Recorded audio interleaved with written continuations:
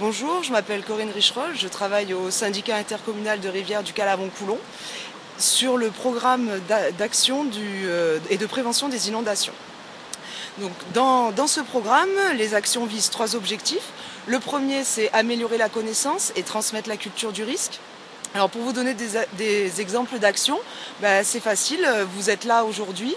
C'est ce parcours qui vous fait cheminer le long de la rivière et qui doit vous amener à prendre conscience du risque et vous montrer la manière dont on gère le risque sur le territoire. Le deuxième objectif, c'est réduire l'aléa en préservant ou restaurant le fonctionnement naturel du cours d'eau. Donc l'aléa, pour nous, c'est le débordement. Et réduire l'aléa, ça veut dire limiter la quantité d'eau qui arrive sur les zones à enjeu pour éviter donc les débordements. Ce qu'on sait, c'est que le meilleur moyen pour réduire cet aléa, c'est d'avoir en amont des zones à enjeu une rivière qui est capable de s'étaler ou qui est capable de divaguer. Donc les actions qu'on met en place au travers du programme ce sont des études ou de la maîtrise foncière et peut-être même des travaux qui vont viser à préserver, voire réouvrir ces zones pour que la rivière donc puisse s'étaler, puisse serpenter et chercher à optimiser la capacité de rétention de ces zones.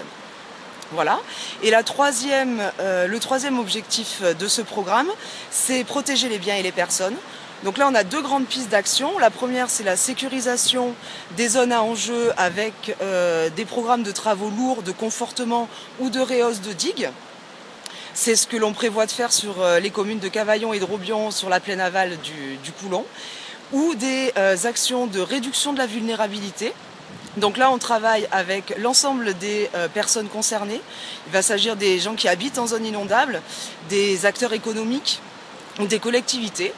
Et donc on cherche soit à réduire la vulnérabilité par exemple des bâtiments, en mettant en place des battards d'eau, des barrières anti-inondation qui empêchent l'eau de rentrer, ou en mettant en place, si la sécurité des personnes est engagée, carrément des espaces refuges à l'étage des maisons de plein pied par exemple. Et puis on travaille aussi à la sensibilisation des personnes pour qu'elles acquièrent le comportement le plus adéquat au moment d'une inondation. Donc ça passe par plein de choses, ça aussi, ça va d'avoir quelques cairons dans le garage ou des palettes pour remonter le frigo ou les meubles, jusqu'à éviter de circuler sur une route inondée ou évacuer quand l'ordre vous en est donné. Donc voilà les objectifs du papier et les moyens qu'on met en œuvre pour arriver à ces objectifs.